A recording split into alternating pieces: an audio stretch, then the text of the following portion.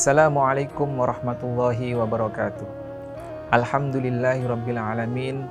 Wassalatu wassalamu ala sayyidina Muhammadin wa ala alihi wa ashabihi ajma'in, amma ba'du. Kawan akurat yang dirahmati Allah Subhanahu wa taala, alhamdulillah hingga hari ini kita masih diberikan kesempatan untuk menjalankan ibadah puasa, ibadah yang banyak mengajarkan kita untuk menjalankan hal-hal positif, ibadah yang mengajarkan umat Islam untuk menjauhi hal-hal yang negatif, yang itu harus kita syukuri sebagai umat Islam. Salawat beriring salam tetap kita kirimkan, kita panjatkan kepada Nabi kita, Nabi Agung, Nabi Muhammad Sallallahu Alaihi Wasallam. Kawan akurat yang dirahmati Allah Subhanahu wa taala, salah satu pelajaran yang harus kita ambil dalam ibadah puasa di bulan suci Ramadan ini adalah kita harus bisa menjaga amanah. Dulu di zaman Nabi Muhammad SAW ada seorang sahabat Nabi yang amat sangat mulia bernama sahabat Abdullah bin Rawahah radhiyallahu anhu. Dalam kitab-kitab ulama disebutkan Abdullah bin Rawahah ini dikenal sebagai sahabat yang ahli syair atau sahabat yang ahli dalam bidang syair. Syair-syair yang dia buat mampu meluluhkan banyak orang. Dari kalimat-kalimat yang dirangkai oleh Abdullah bin Rawahah banyak membuat orang terkesima, termasuk bahkan Nabi Muhammad SAW sendiri. Kisahnya Abdullah bin Rawahah ini masuk Islam dulu pada masa perjanjian Aqobah pertama atau yang biasa disebut dengan perjanjian Aqobah Ula.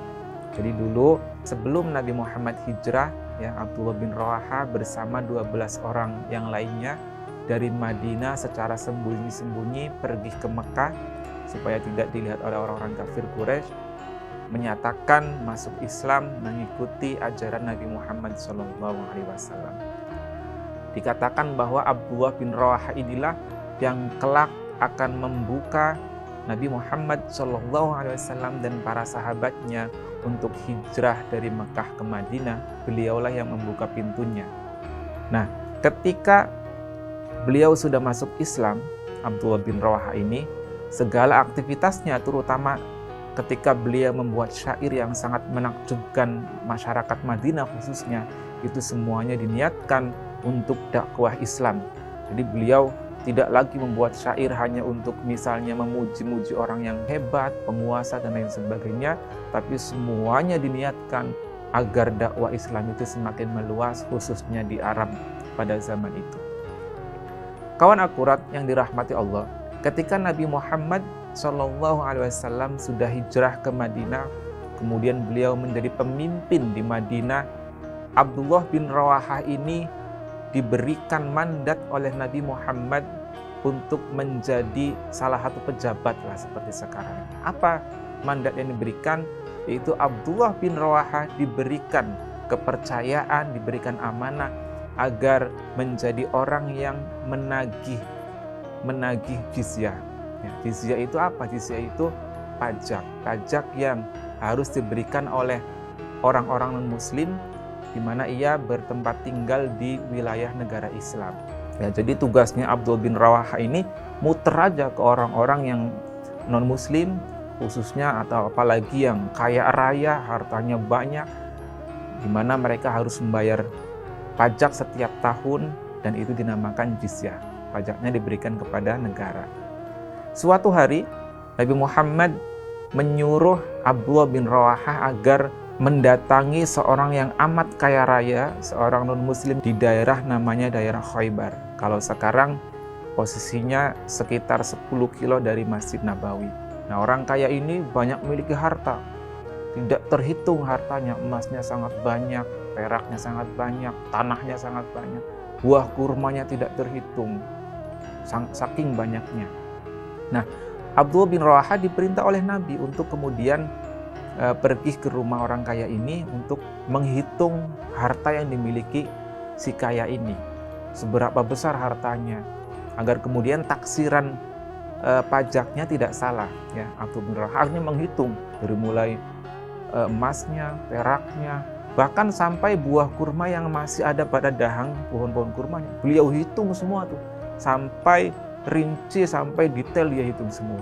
Saking melihat Abdullah bin Rawaha, saking lamanya, akhirnya si kaya ini mendatangi Abdullah bin Rawaha sambil membawa emas, perak, segepok emas dan perak untuk diberikan kepada Abdullah bin Rawaha untuk istilahnya untuk nyogok gitu ya, untuk menyuap Abdullah bin Rawaha agar dia tidak perlu menghitung harta bendanya secara rinci, secara detail.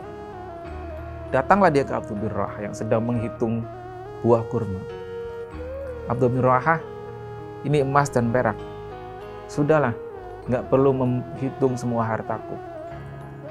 Namun tidak disangka-sangka Abdullah bin Rawaha langsung refleks, langsung sadar bahwa tidak, itu merupakan harta yang haram. Dia menjawab, ini adalah riswah, ini adalah sogokan, ini haram, tidak akan saya terima.